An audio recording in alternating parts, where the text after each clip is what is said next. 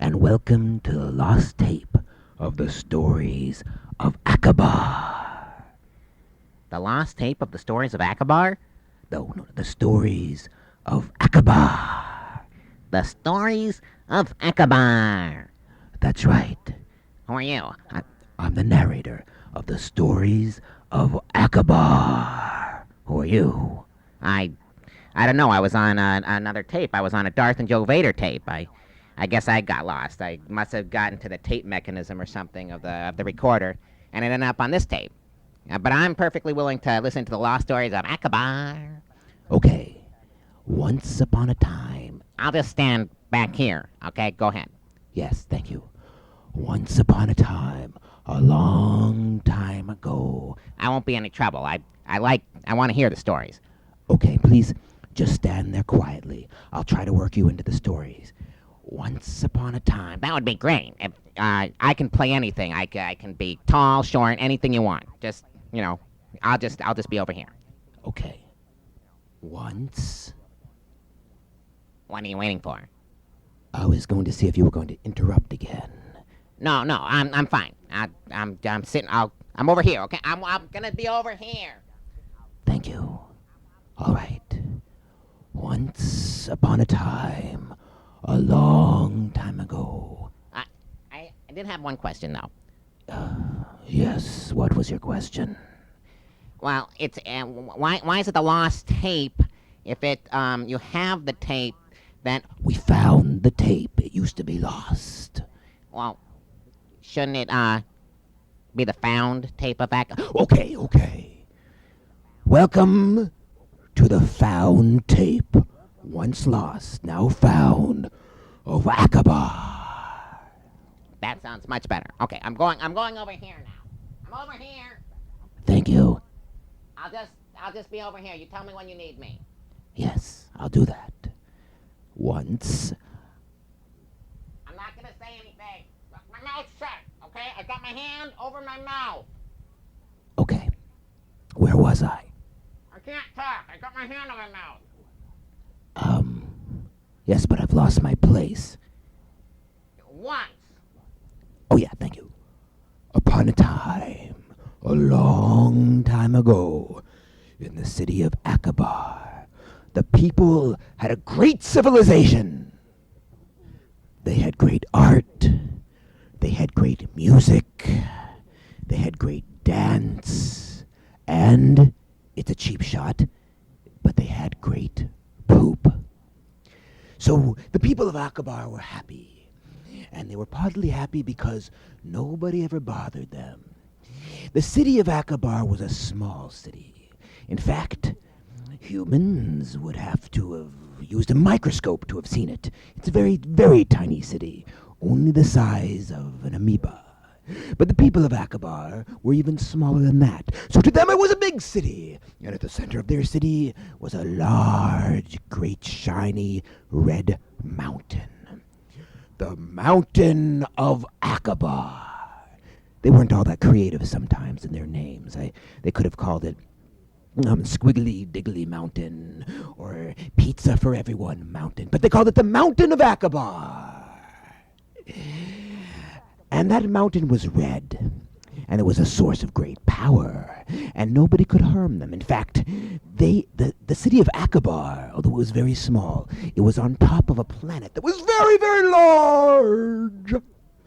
The planet was a planet of the Gloomps. The Gloomps are very large creatures, and when they step on things, the things generally go splat.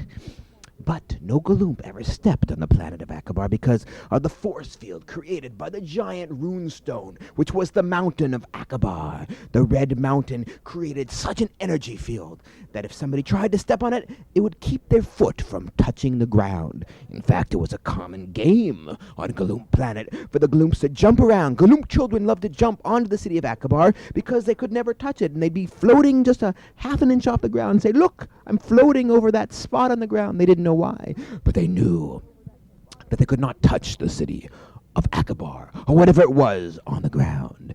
If the Gloomps had used a very, very powerful microscope, they would have seen the red rune of Alkabar, which was the mountain protecting the city.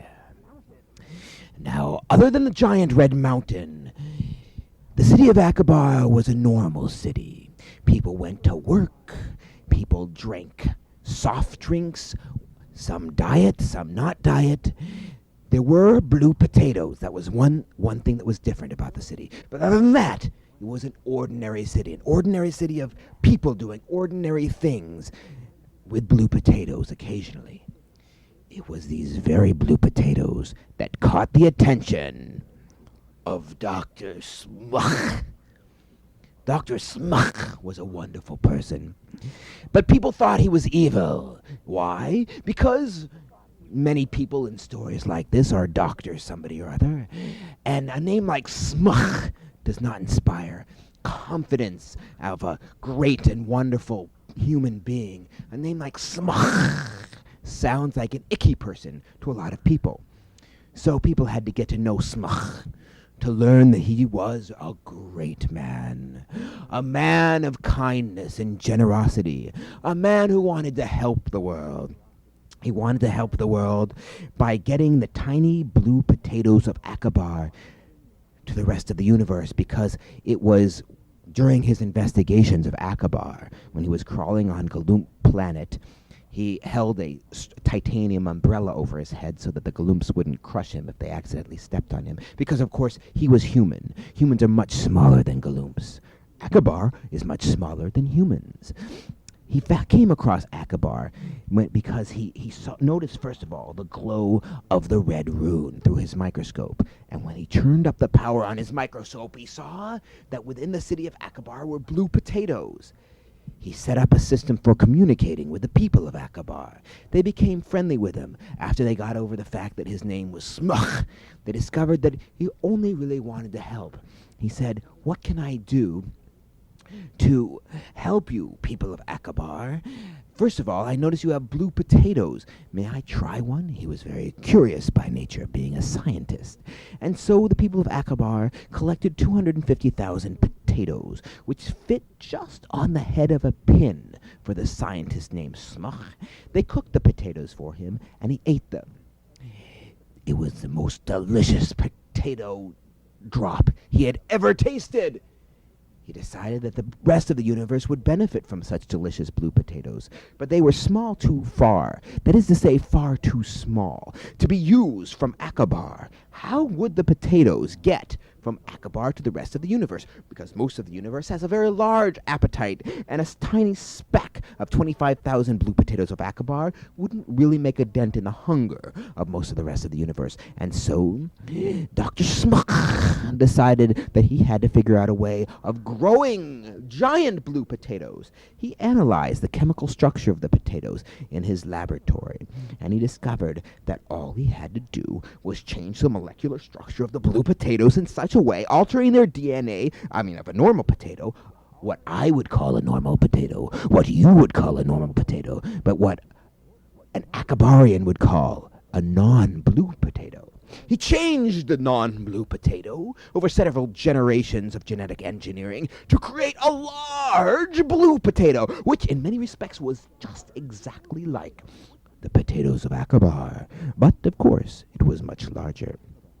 When he had done this thing, he started selling them, and he used the money he got to buy the people of Alkabar all the things they had never had access to before. The people of Alkabar thought they were happy, but they didn't ever have VCRs or remote control devices. The people of Alkabar, they didn't realize their feet were smelly, but Dr. Bluch sold them foot deodorant sticks. Then they discovered that their feet had been smelly all along. The people of Alkabar were happy because they had many things they had not had before. They didn't know they needed these things. They didn't know they needed television with 338 stations. They thought that they were happy just dancing and performing for each other. But soon they learned to love these things, and they stopped dancing and singing because they had now TV, and the TV had many exciting commercials where they sold small plastic products made in neighboring Pupabar. Pupabar is another city where people like to make things out of small plastic things they found on the ground, and they sell them to the Alkabarians. The Alkabarians now had lots of money because they have the money from Dr. Smook. So you see how the system worked. Now that the Akabarians were rich, they didn't realize they were poor before because they didn't have any money, but now that they had lots of money, they could buy all of the small plastic devices they needed. They could buy a potato opener. Yes, you just put your blue potato into the potato opener, turn on the power, and within half an hour, it has opened up the potato. In the olden days, you had to use a knife to cut open a potato, but now the automatic potato opening system did that for you while singing a song about how nice it would be to buy a small plastic toy from neighboring Poopa. You need cheap plastic toys, Alkabarian girls and boys. Buy them from Poopa Bar. It's not hard, it's not far. And when they fall apart, do not cry, do not fart. Just send more money to us, we'll send more toys with no fuss. If you have a blue star man, you need a green one fast as you can. If you already have a green, you need a bigger green to make the scene. You need lots of cheap new toys, Alkabarian girls and boys. If your toys explode or shrink, do not worry, do not think. Just send us lots of cash, we'll send new toys in a flash. By the time they get to you, they're out of date, you need something new. Just send us more money, we'll send you toys, you will see. Cheap toys that break and bust, made from the only plastic that can rust. Just send us lots of cash, we'll send cheap plastic toys you can jump on and smash. Do not cry when they break, they're supposed to do that. That's how we make them on Poopa Bar. So the Alkabarians were happy. But as they used more and more of these devices, the potato opener, the automatic toenail scratcher, the television, the nostril cleaner, the belly button lint remover, and the various other electrical devices, they drew more and more power from their Red Rune Mountain. Soon, so many Alkabarians were using so many useless metal and plastic devices that the buildup of energy beneath the mountain caused a massive explosion! And their precious Red Rune Mountain shot up and out into space. And the lights went out in Alkabar. In fact, nothing was working. I don't know. My exploding blue Starman toys stopped exploding. Mom said I can't buy any new ones until all the old ones exploded. Hey! My knock me over machine isn't working! Who's gonna knock me over? It's not the same! Nothing's working! There's no power! The automatic bathroom butt wiper is not working! How will we wipe our butts?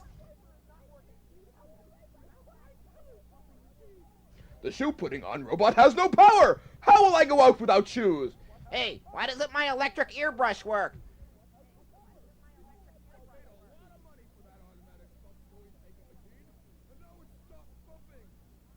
What about the robot that walks around in circles and falls down? It's not walking around in circles! And it's not falling down!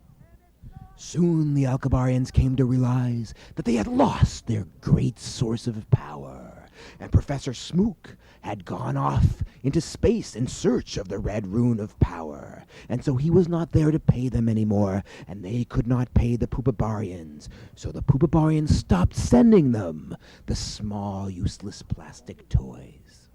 Meanwhile, Dr. Smook was floating through space in his spaceship. He had a special tracking device, and he was tracking the power of the Red Rune Stone Mountain of Alkabar. He was getting closer. He felt it was almost within his grasp, when suddenly he sensed a time disturbance in the time field continuum of space. I sensed some sort of time continuum field disturbance in the portal of space continuum time. What he said made no sense, but what he meant was that a spaceship appeared, seemingly out of nowhere, from another time. Who are you? He asked over the radio as the spaceship opened up a hole and the Red Rune Mountain of Alkabar floated into the spaceship. Well, not that it's any of your business, but my name is Redalor. I sensed some sort of great power over here. What is this red thing? Oh, be very careful with that, said the professor.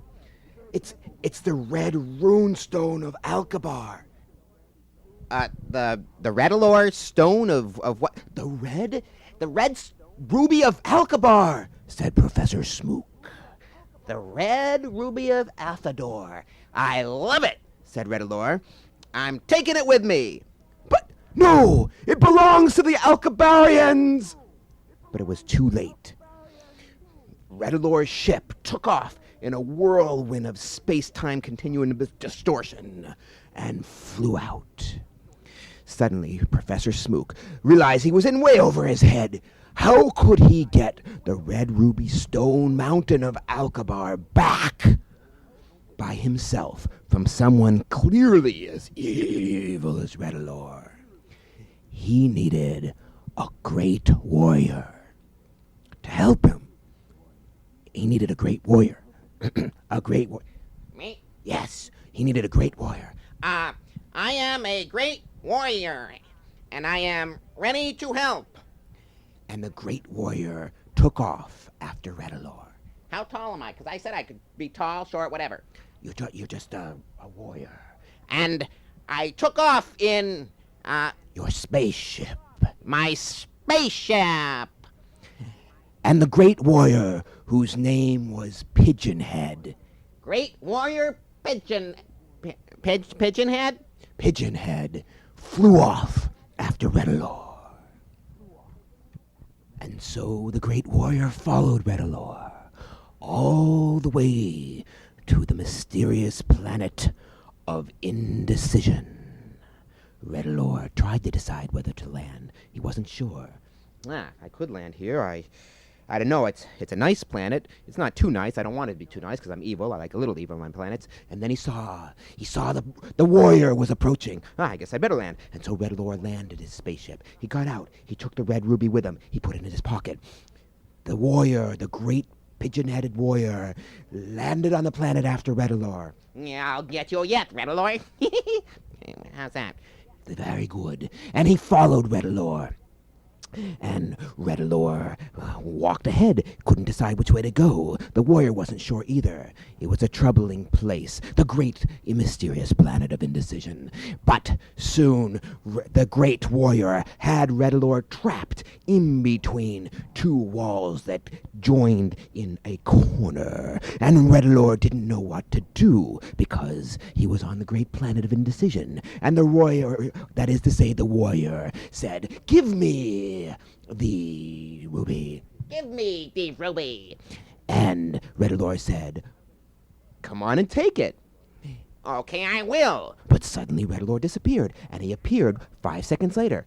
Hey, where'd you go? I just went to the future, Said Redalore, and it's true. And then suddenly Redalore went to the past, 10 seconds, and then there were two Redalores, and then one. Redalore began to laugh. He laughed like this. He was working on an evil laugh. He had been working on that same evil laugh for 9,000 years. It still was not yet perfected. But the great warrior was not able to get the ruby from Redalore. He needed some help. Who will help me? And the doctor appeared. Who are you? That's right. Well, your name is That's Right? No, I am the doctor. Doctor who? That's right. You just said your name wasn't that right. I mean, that's not what your name is, right? I mean, that is not right. That's right, said the doctor. And this went on for a little while as Redalore quietly snuck off away. But before he completely got away, the doctor used his time lasso, and he was able to capture Redalore. And with the help of the great pigeon-headed warrior, they took the red ruby stone away from Redalore before he was able to do much damage. And the doctor and the great warrior took that stone to a place to hide it, because the Time Lords, the doctor included, had discovered that this stone had so much power that it was too dangerous to even give back the Alkadarians or Alkabarians or any other Alka people. It had to be taken to a faraway place where no one would find it again, because it had so much power. Yes, it could control an automatic belly button tickling device, but it could also control a vast killing machine that could blow up entire galaxies. And the Time Lord Doctor Who knew that sometime in the future, there may arise an evil emperor who may just decide to try to use the power of the stone to destroy the universe, because that's what evil emperors do. No one's quite sure why. In any case, they took the stone and they buried it inside of a piece of wood after putting it inside of a white titanium box. Titanium was the strongest known material at that time, and it just so happened that after Doctor Who thanked the Great Warrior, Thank you. and the Great Warrior thanked Doctor Who, Thank you. and went off and sat quietly in the corner. Over here? Yes. Okay. The red ruby of Alkabar was hidden away for 3,000 years until somebody named Auntie M helped to build a barn on that very site. And she was the great-grandmother of another woman named Auntie M, who was the sister of the mother of Darth and Joe Vader, who were, confusingly enough, cousins. And it became known after a mishap involving Super Duper Man that the box was in fact buried inside of the shed behind the house of Darth and Joe Vader. And in an incredible adventure, which will not be described here on the stories of Alkabar, the box was rescued from an evil emperor who did try to take it to use to destroy a galaxy.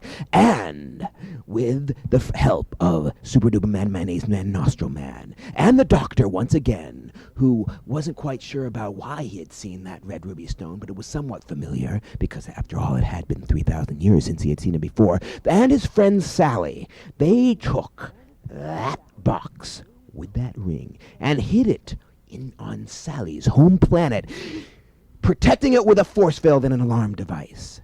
And so it stayed, hidden away safely for over 300,000 seconds.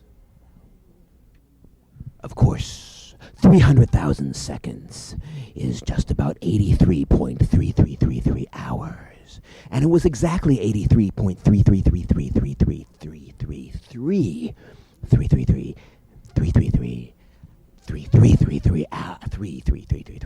and a few more threes thrown in there for good measure hours that an alarm sounded. Bing! What was that? Asked Darth. An alarm. Said Joe. Yeah, that sounds familiar. Said Darth. Wait a minute, said Joe. And then Darth and Joe went on to realize that the alarm was from the red ruby of Alkabar, sometimes referred to as Athabar, other times referred to as Pickle Nose. Actually, only one time referred to as Pickle Nose, and that was by a man who had no face. But in any case, Darth and Joe Vader decided they had to do something quickly, and that something was go and find out what was happening with the red rune stone of Alkabar. Quickly, they got into a spaceship that they had acquired from none other than Redalore in a past adventure with Marky Mark. And by this time, Marky Mark was off becoming a Time Lord himself. And he was assisting the Doctor, Doctor Who, and Sally. And so, when Darth and Joe Vader called up the Doctor, Marky Mark came in too. Marky Mark, Sally, and the Doctor helped Darth and Joe Vader as they all got into the spaceship, which had the amazing ability to become invisible. And this spaceship also was the same spaceship that Doctor Who put his TARDIS into. The TARDIS was Doctor Who's time and spaceship. And so the TARDIS and Doctor Who and Sally and Darth and Joe and Marky Mark all flew off to Sally's planet Now, Sally's planet had a very hairy creature named Ubawan, who was full of white hair. And he also had white hair on the outside of his body. In fact, he was a giant furball, and he liked to bounce on people's heads. It was very annoying. Hey, what's up? Said Obi-Wan to Sally. I'm bouncing. Yes, we know, said Sally. You're bouncing on our heads. Yeah. Said Obi-Wan. We've come, said Sally, to look for a secret hidden stone. You're not gonna find it because that guy took it. Yeah. Said Obi-Wan. Where did he take it? Asked the doctor. Yeah, said Sally. Where did he take it? Or, asked Joe, where did he take it? Away. Aha! And which way did he go? He didn't. And Obi-Wan pointed up to the sky. He went not that way, but the other way over there. And Obi-Wan pointed over there, which was into a cave. Oh, no, said Sally. That's the cave of discontent. What do you mean? Asked the doctor. I don't remember any cave of discontent. Don't you remember, said Sally? You said you were here thousands of years ago. I remember a cave of discomfort, asked the doctor, where it kind of pushes on your toes a little bit and your shoes feel tight. It's kind of a uncomfortable cave. No, said Sally. The cave of discontent. If he went in there, we can't go in there. I just don't feel right in that cave. I'll go, said Darth. And I'll go, said Joe, because Darth and Joe were Jedi warriors, and they were not afraid of discontent. They had to face the danger, because as Yoda said, the danger leads to sadness, which leads to sorrow, which leads to fear, which leads to malcontent, which leads to stomach ulcers. So do not feel or fear the danger which passes above you in a dark cloud underneath your feet. Of course, Yoda often said things that made no sense whatsoever. And so Darth and Joe decided to go into the cave. And there they went. We'll wait for you out here, said the doctor. And the doctor and Sally and Marky Mark waited for them. Marky Mark, up to this point, or Marky Mark, had not had any lines. How come I haven't had any lines? Because his part is coming up next. Marky Mark, said the doctor. Yes, said Marky Mark. I would like you, said the doctor, to go back, said the doctor, 3,000 years, said the doctor. You don't have to say, said the doctor, after you. I just have a few things to say. Then you can say that. Okay. I'd like you, Marky Mark, to go back 3,000 years. Said that, not yet. Oh. And I want you, this will be your first time travel trip by yourself as an apprentice Time Lord.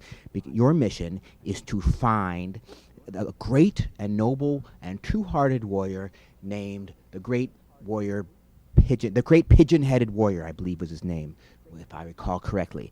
I'd like you to go back and find him because I have a feeling that I remember this episode from before, and we're going to need him. That's right, said Sally. I remember this episode too, and we're going to need that pigeon-headed warrior. No problem, said Marky Mark. I'll go back in time and I'll find him. What are you guys going to do? We're going to stay here in case Darth and Joe need our help. All right, see ya. And so Marky Mark went back in the TARDIS 3,000 years to find the pigeon-headed warrior. Meanwhile, 3,000 years later, when Marky Mark was just leaving, Darth and Joe Vader were in the cave of discontent. I'm not really happy in this cave, said Darth, he noticing that small, green, drippy things were falling on the back of his neck. I know, said Joe. That is, said Joe. Should we leave? No, said Darth. We have to go find That Redalor, wait, do you hear that? There was a sound, kind of like this, a very soft sound. Oh, whoops. A little softer than that, more like this. Even softer than that, a bit more like this. It was the sound of Redalor as he skipped unmerrily along through the cave of discontent. I think he's that way, said Darth, and sure enough, there was Redalor. Darth and Joe tried to grab Redalor, but it was no sense. They could hardly even say his name. Redalor, Bedalor, said Joe, but it was no use. Redalor simply moved back 5 seconds to the past. Then there were 2 Redalors. They got on both sides of Darth and Joe. Darth and Joe tried grabbing both of them, but then they both moved to the future. And they moved to the past, to the future, to the past, future, just as they had previously invaded, or he had evaded, the great pigeon-headed warrior 3,005 seconds previously in this same episode. So Darth and Joe were having a very difficult time with Redalor in the cave. We're having a difficult time, said Darth. I agree, said Joe. Let's go ask the doctor what to do. And so they left. Ha ha ha, said Redalor. I knew you wouldn't be able to stop me. I've got the rune of power. I'm going to use it for a shower. I'm going to use it for half an hour. I've got the rune of power. Woohoo! And he made up an insipid song like that while Darth and Joe walked out of the cave. There was the doctor outside the cave. Ah, yes, I've been expecting you, said the doctor. You have? Yes, you came out to get some help, is that not correct? Yes, said Darth. We're having trouble getting Redalor. We go near him, he goes to the past, the future, the present, using all sorts of Time Lord tricks. We don't seem to be able to actually catch him and get the red ruby stone back. Well, said the doctor, perhaps Marky Mark has the solution for us. Where is Marky Mark? Should be coming here right about now. And suddenly, the TARDIS, which looks kind of like a telephone booth, although it's much larger on the inside, reappeared shimmeringly, and out came Marky Mark and the great warrior pigeon head. Hello, I'm the great warrior pigeon head, and I'm here now. That's right. And the great warrior pigeon head was about to go into the cave, but the doctor said, wait a minute, warrior pigeon head. Yeah? I'd like you to take this device. What is it? It's a time connector. All you simply do is put it in your pocket so that Redalor doesn't notice it. Flick the switch to R, and then you will be connected to Redalor's time position. Every time he changes time, you will be there right with him, changing time with him. He doesn't believe, he doesn't know. In fact, you are not a Time Lord, so this will confuse him. Your job is to convince Redalor that I have taken away his time travel abilities so that he is always trapped 3,000 years in the past where he thinks you live. Got it? How do I switch it to R if it's in my pocket? It's the only switch. There's just off and R. Why not off and on? Well, instead of on, there's R. It could stand for Redalor. But why not on? Well, said the doctor, that's a good question. It means really on, R. Okay, so I switch it to really on, and it's in my pocket, and then he'll just think that I'm traveling in time with him. Got it. And so the great warrior Pigeonhead walked into the cave of discontent. I'm not really comfortable with this cave. I don't know why. Wait. Who's that up ahead? It was Redalor. Huh? Said Redalor. Who? Wait a minute. I just left you. What are you doing 3,000 years in the future? I'm not what are you talking about 3,000 years? I left you 3,000 years ago, said Redalor. No, not really. All I know is that the doctor... What? Said Redalor. No? Who? Anyway, he said that he's taken away your ability to transfer around in time. So you're basically stuck with me here at this time. That's preposterous, said Redalor. Why, just watch this.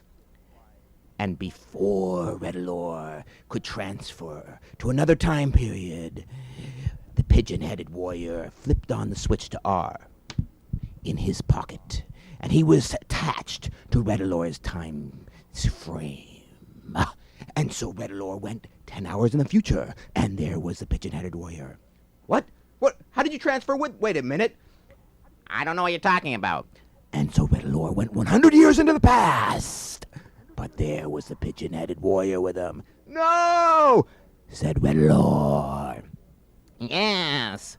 Said the pigeon-headed warrior.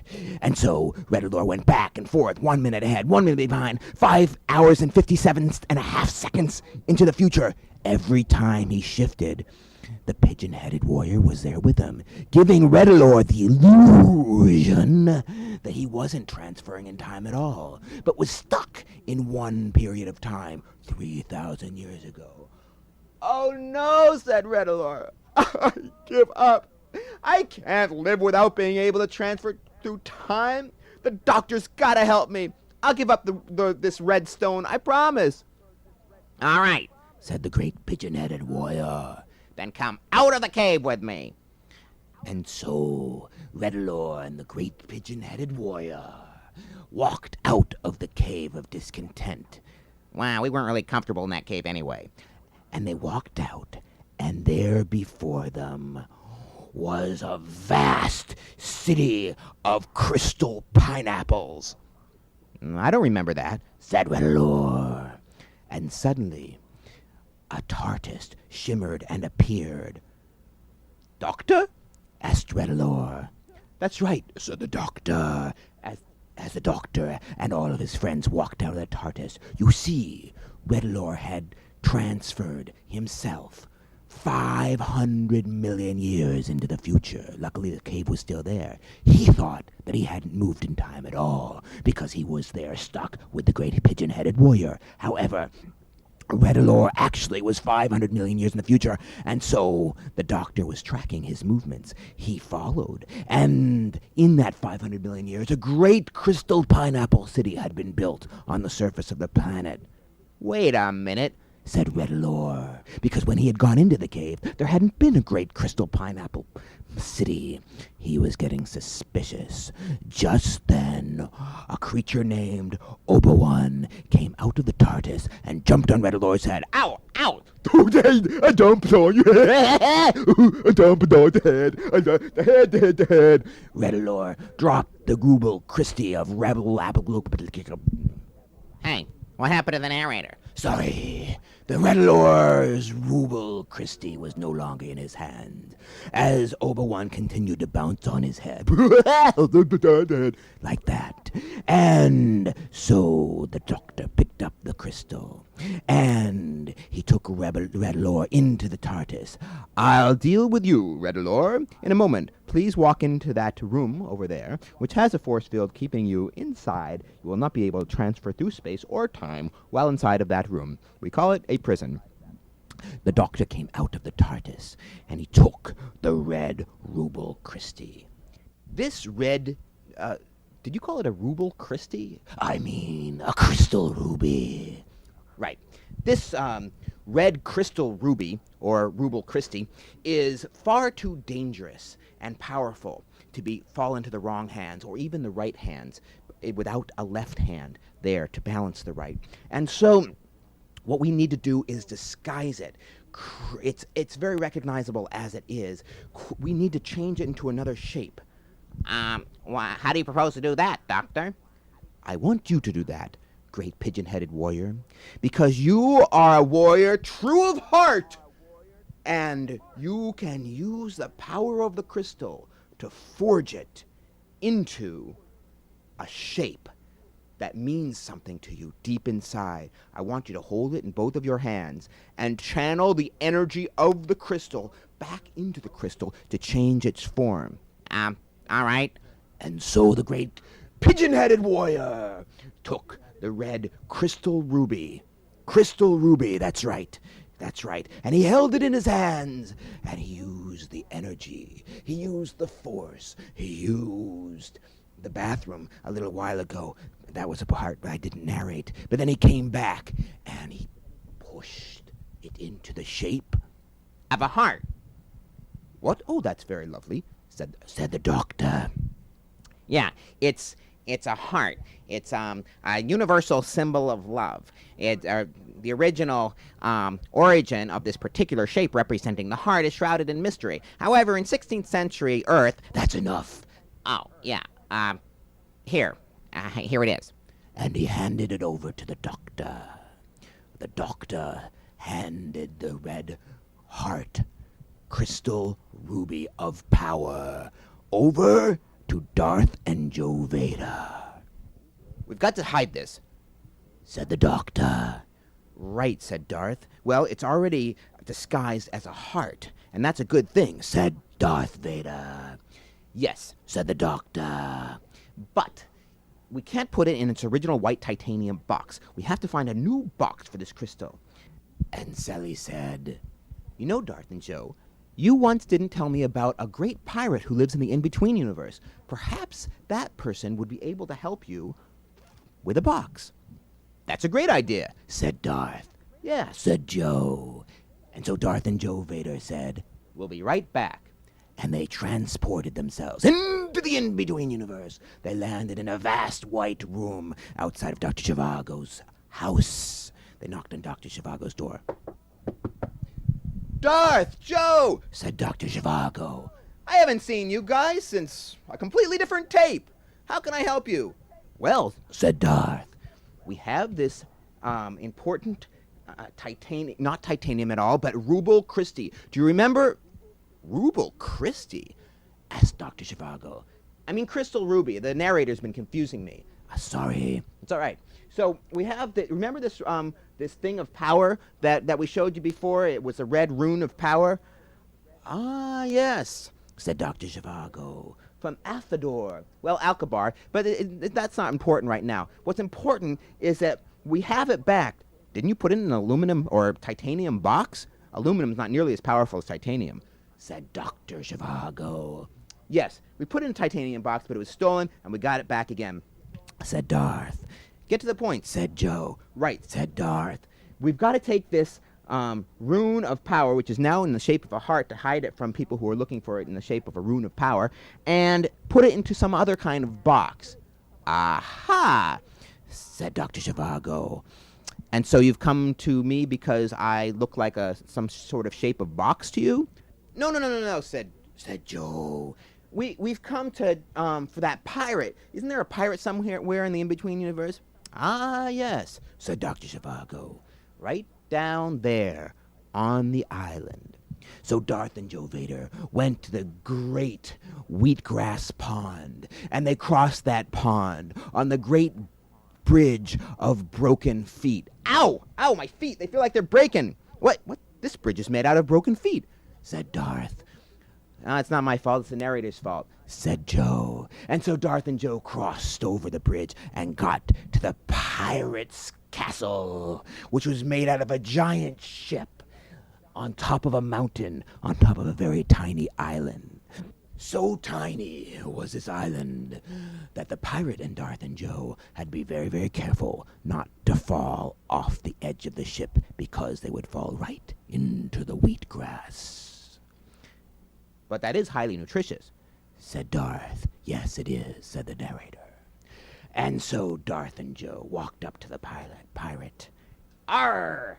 Said the pirate. What can I do you R for? Well, said Darth, We need a box of some sort. R for Darth and Joe R Vader. I'll give you a sort of R box that'll help you out. What's with the R's? asked Joe. Oh, that's sorry about that. It's for the tourists. It's a habit. It's hard to break. What kind of box do you want? Well, what kind do you have? I've got this. He started rumbling through boxes. No, those are no good. Oh, Sorry. I know. I can give you me greatest box of all. A treasure box. Let me just empty out the treasure. I gotta keep me booty for myself. said the pirate. And so Darth and Joe Vader took the beautiful ancient treasure box from the pirate. How can we ever repay you? Asked Darth. Darth and Joe Vader, you're such good friends of mine. You don't have to repay me. Well, maybe some ice cream. And so Darth and Joe Vader transported down to their planet, bought some pistachio ice cream, and brought it back to the pirate. They also brought a small portion of apple ice cream that was new in the ice cream shop because Jar Jar, a friend of Darth and Joe's who was a Gungan, had been making some apple ice cream. Hey, that's enough with the details. Sorry. Anyway, they brought back the ice cream and gave it to the pirate. Are really good ice cream, isn't it? Said the pirate. And the pirate took the ice cream and ate it. And he got a little bit of indigestion because the pirate was lacto intolerant. But in any case, Darth and Joe got the beautiful box, said goodbye to the pirate, and left the in-between universe. They transported back to the planet where they had left their friends. Of course, no time had passed, because no time passes in the regular universe when you're in the in-between universe. And so Darth and Joe brought the box back, and the doctor let them put the crystal ruby into the box, which was now the shape of a beautiful heart that represented the true heart of the warrior Pigeonhead. That's me. Right. And so, in that pirate box was the crystal. But Darth and Joe knew they couldn't leave it on Sally's planet anymore. And so they contacted their old friend, Mr. E, on planet Earth. And he had a plan for the box. But first, into the box went the last tape of the stories of Albatron.